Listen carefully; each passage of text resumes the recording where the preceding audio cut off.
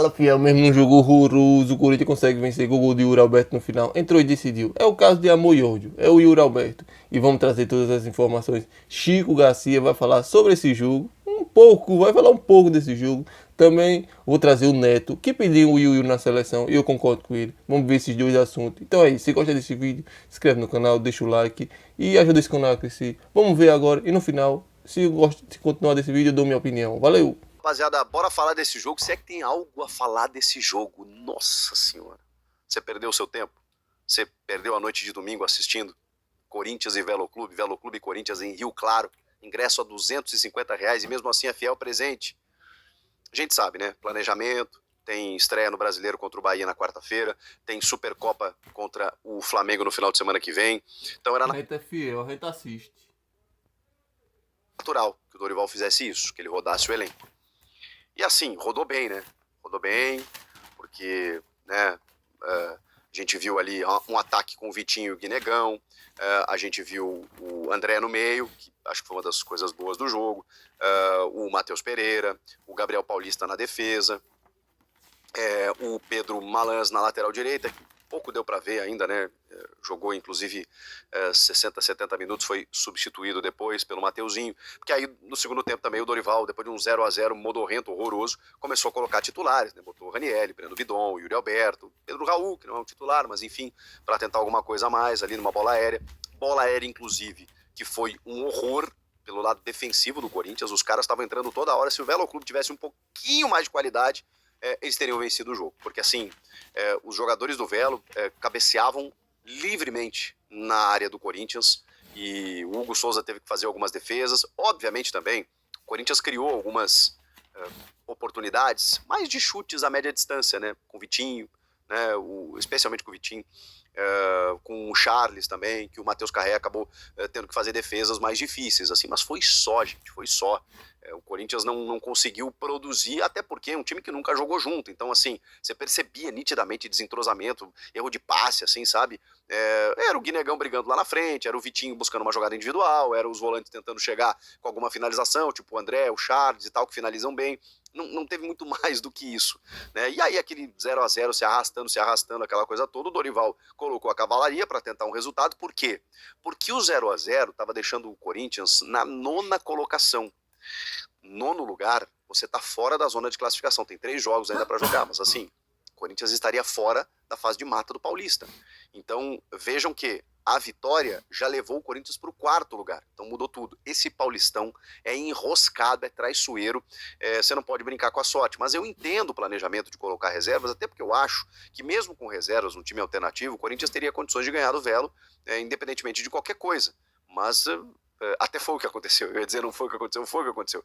Mas com muito sofrimento. E aí no finalzinho, lá no minuto 90, o Vitinho faz uma jogada individual pelo lado esquerdo, muito inteligente, porque ele cruza antes do zagueiro dar o bote, chuta cruzado, na verdade, né, uma pancada. O goleiro prensa com a trave ali, né, faz uma defesa, e a bola sobra para o Yuri, camisa 9, oportunista. Ele dá um taquinho e chuta para fazer o gol da vitória. Depois vai comemorar no alambrado, perde até o calção. Alguém sacaneou ali, puxou o calção, deixou ele peladão, tomou o cartão amarelo, mas fez o gol da vitória, fez o que importava.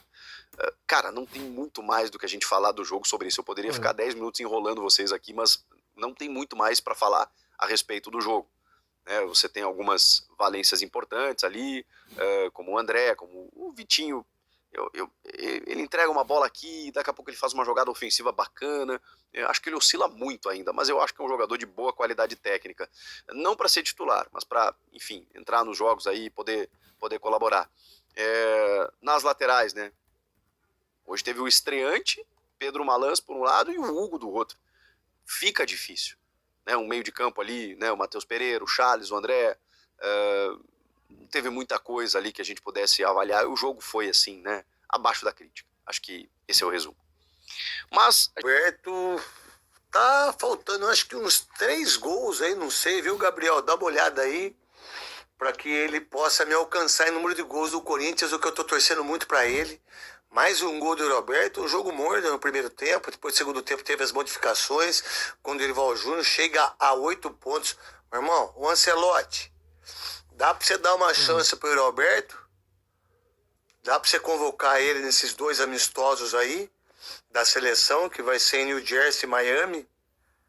Dá pra você convocar o Yuri Alberto? O que ele fez nos últimos 2 anos, o que ele tá fazendo, o número de gols que ele tá. Eu acho que o Yuri Alberto tem sim que ser convocado para a seleção brasileira. Eu acho que ele tem que ter uma chance na seleção brasileira antes da Copa do Mundo. Vamos lá, qual centroavante aí do futebol brasileiro vem jogando a bola que o Yuri Alberto vem jogando? Fala aí. Quem tá jogando?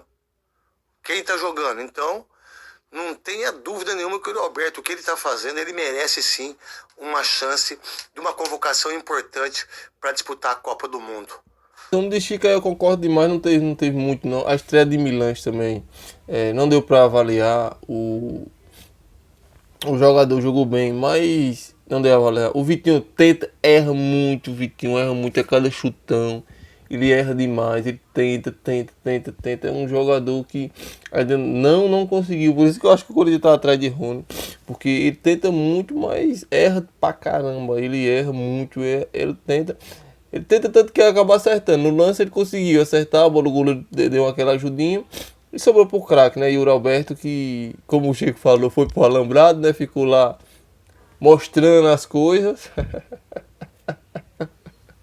Mas é isso, conseguimos essa vitória. Importantíssimo. O Dorival continua mexendo no time. Não tem um desempenho assim que agrada o torcedor. Eu concordo com o Chico, mesmo com o time reserva, o Corinthians tem obrigação de ganhar do Velo Clube, que só fez um gol no Campeonato Paulista, um gol, e apresentar um desempenho desse, tá certo, tem o brasileiro contra o Bahia, mas vamos ver, né? Se talvez ele bota até esse time reserva aí para enfrentar o Flamengo, porque todo mundo se esquece que vai enfrentar o Flamengo domingo. Então se ele apresentar mais um futebol desse, ele vai perder pro Bahia. Se ele apresentar um futebol desse, é certo perder pro Bahia, porque um futebol vergonhoso desse, um jogo transmitido TV aberta na Record e apresentar um futebol desse, só animou no final. Yuri ofuscou o gol também, ele comemorando lá no Alambrado. Foi muita resenha. O Bidu, eu não sei se foi o Bidu, foi alguém que puxou ali. Tirou muita onda. É Yuri, como eu já falei no vídeo anterior aí, quem assistiu, ele tem todas as valências para ir para a seleção brasileira. Ele tem todas as valências para ir para a seleção brasileira. Ele tem chance, ele mostra capacidade, ele é oportunista. O negócio é porque a mídia antes pega muito no pé dele, porque ele perde muito gol. Mas todo centroavante perde gol. Mas como é Yuri Alberto, do Corinthians, tem muita gente em cima, aí fica, né? Assim, querendo os anti, tudo menosprezando ele. Então é isso, obrigado por tudo. Se você gostou desse vídeo, se inscreve no canal, deixa o like e valeu!